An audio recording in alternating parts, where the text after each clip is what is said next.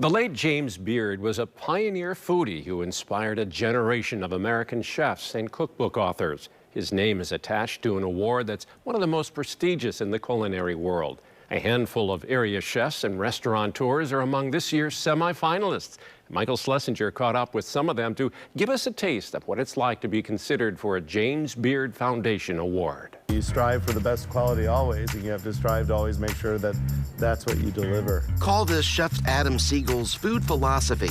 This thinking has gotten him pretty far. He was the former Bartolotta Restaurant's executive chef for years. Now, he's the co-owner of Loopy and Iris, a fine dining spot in downtown Milwaukee, featuring Mediterranean-style food. I find it to be a little bit healthier to eat more often.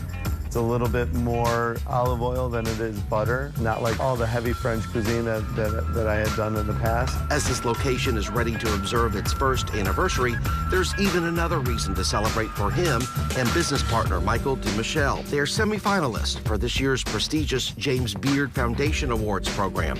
The category, Best New Restaurant. We opened up a restaurant in Milwaukee that is something that typically you would see in Chicago or New York or LA or one of the more major metropolitan cities. But why not in Milwaukee? The James Beard Awards were established in the early 90s to recognize talent in the culinary industry, in addition to commitment to community and gender equality. I asked why this place in particular got this kind of nod. The answer? Food quality, obviously, plus the attention to detail. We really wanted to make sure that the chairs that you sat in were unique and special, that the lighting was right, that the sound, was right, the china, glass, and silver, everything. We didn't want to miss any details. Chef Siegel is no stranger to this kind of recognition.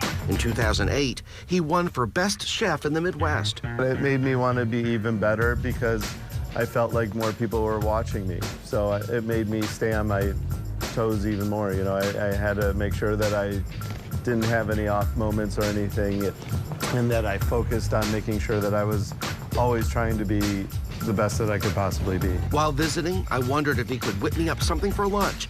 He came up with braised beef ravioli with Swiss chard and a special tomato sauce. This is both food and art. I don't want to even eat it because it looks so beautiful, but I will, because somebody has to. Unbelievable. I can't describe what I'm eating. It's so good. Chef Boyardee, love you. It's a good feeling to know that what you're doing when you come in here every day and you're working 10, 12 hours a day, that people are enjoying the fruits of your labor. And it makes us happy knowing that we can make people happy by cooking a meal for them. Melinda owner Chef Greg Leon is up for Top Chef in the Midwest. This Milwaukeean was a semifinalist last year, too. The award is winning the award is just like the cherry on the sundae. We heard from Chef Leon a lot during the pandemic.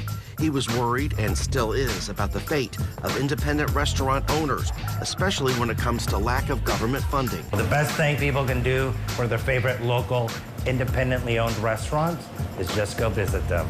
The more business they get, the more they will be able to survive. Go here especially if Spanish, Portuguese-inspired dishes are your thing. Nominations of finalists in 23 different categories will be announced at the end of March, with the final winners ultimately decided by judges and a jury of peers in early June. How will this change you if you win it? I don't know. That's a hard question because I haven't ever won it before. So I think I will continue to be the same chef and human being that I've been up to now. I want to serve high quality food using great ingredients, preparing them to the best of our abilities, and make sure that people are happy.